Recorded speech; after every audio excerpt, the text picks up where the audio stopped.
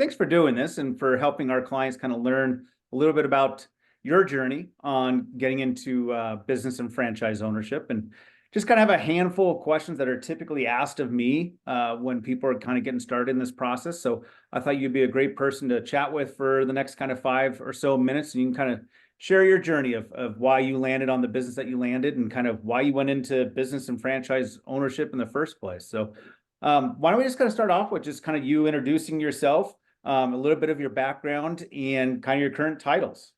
Sounds good. Yeah. My name is Alex Santiago. I'm originally from India. From an education perspective, I have a kind of a mix of education. I did my bachelor's in commerce, and then I did my master's in uh, computer applications, actually, not engineering, computer applications. So using technology to get things done was the primary thing that I learned there.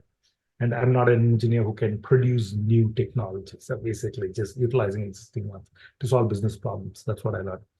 And I worked in India for a very short time. And then I moved to Canada, to Queen's University to do my MBA there. So it's kind of, I always had this thing towards like looking at technology or anything and seeing how it can solve a business problem. That has always been my core area, and that is exactly what I did. I joined one of the leading technology companies in Canada. It's an American-based company in United States. I became part of the customer success group.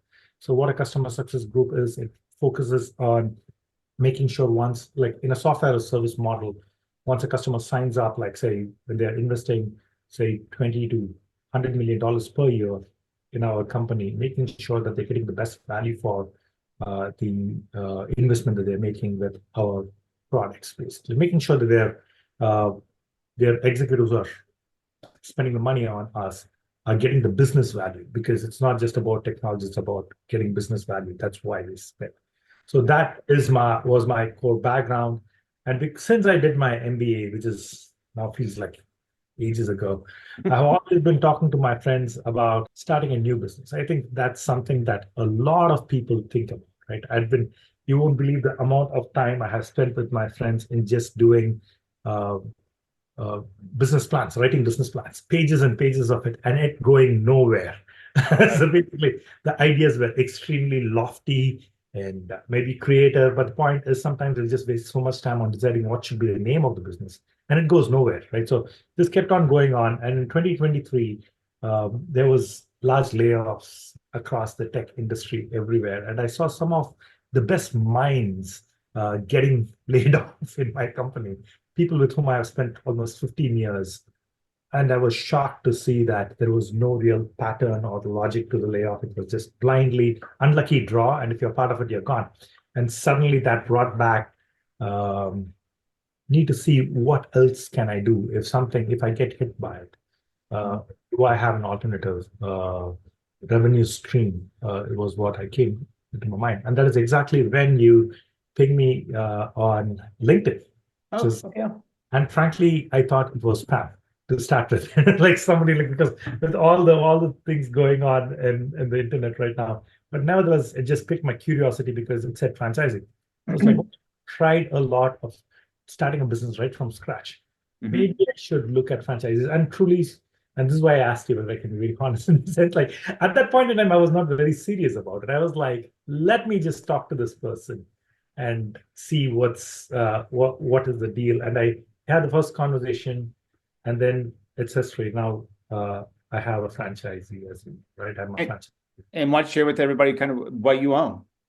Oh, I am the owner of British Swim School of West Portland suburbs. So British Swim School is the largest swim school franchisee in North America. Many people are not aware of this particular segment as such. They have a presence all around the United States, especially highly concentrated on the East Coast and the South, and also in California, and like they're growing very fast, basically. They also have a presence in the Greater Toronto area in Canada and also in BC. So they're really going fast.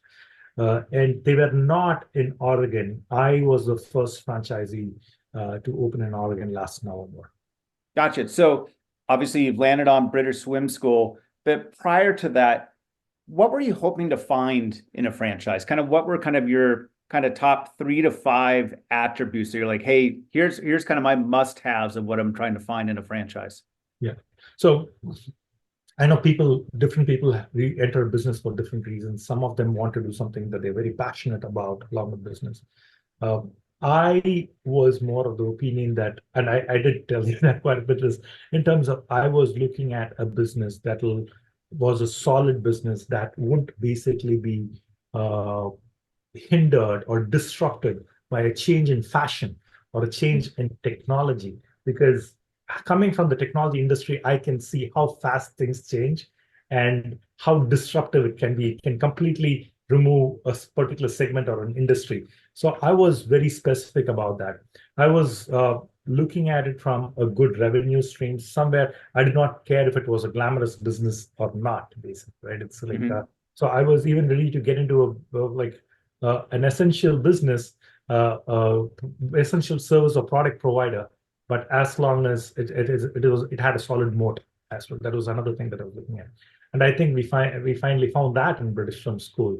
It had a great moat. Technology cannot disrupt it. I don't see any parent trusting their babies to a robot, basically, like Right. or to a machine, or nothing can disrupt it that soon. And it is a very essential skill set, a life-saving skill set, and people want it. So it was, and the moat is also that the brand is fantastic. My son was actually, he learned swimming from British Film School in Chicago when we were there for a very short time.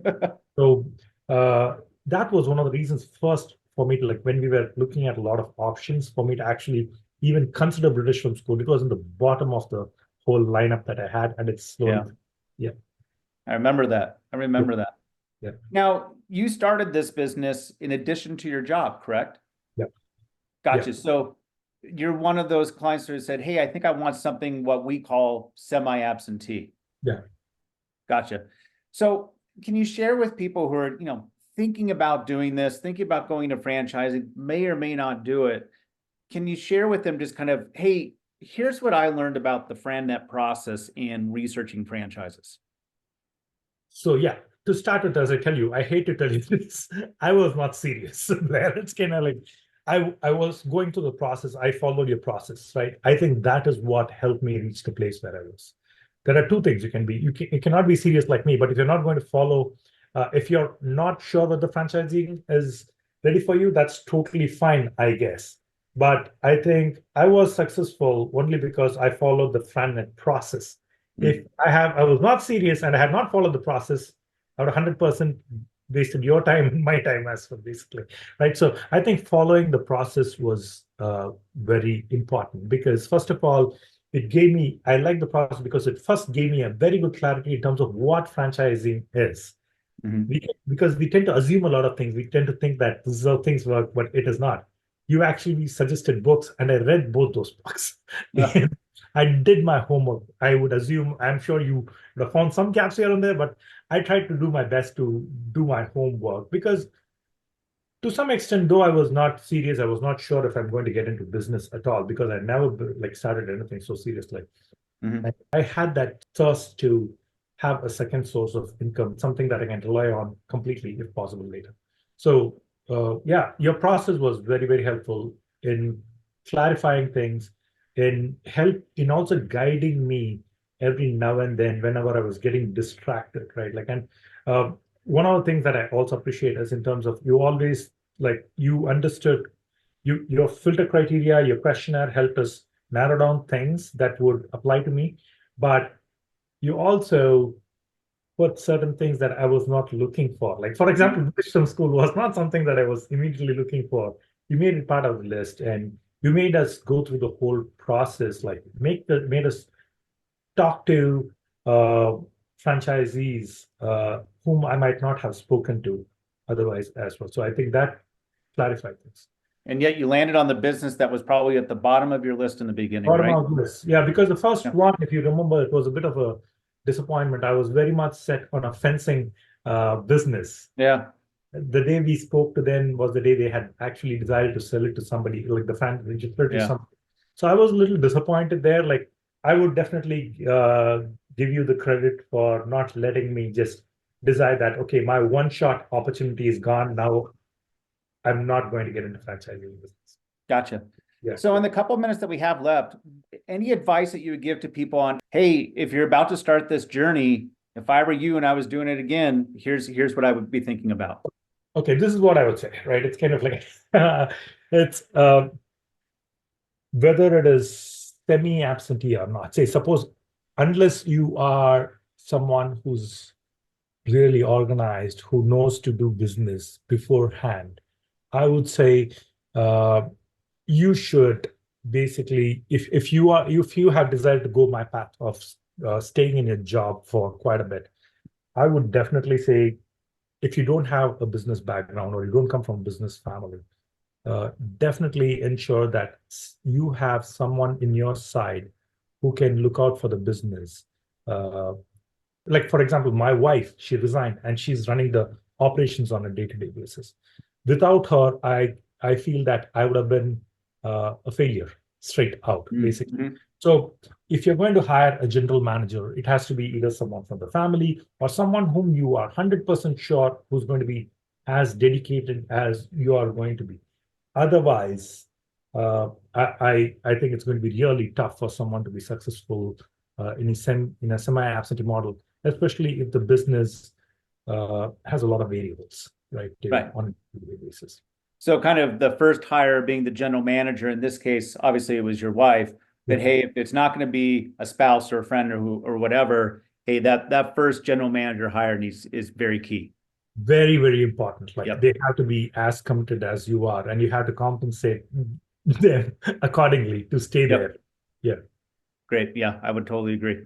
Well, thank you, Alex. Thanks for sharing your thoughts and aspirations, and kind of why you did this. I'm sure many people will get a lot out of it. And so I just want to take a second and just kind of thank you for your time and wish you the best of success with British Swim School in the greater Portland area.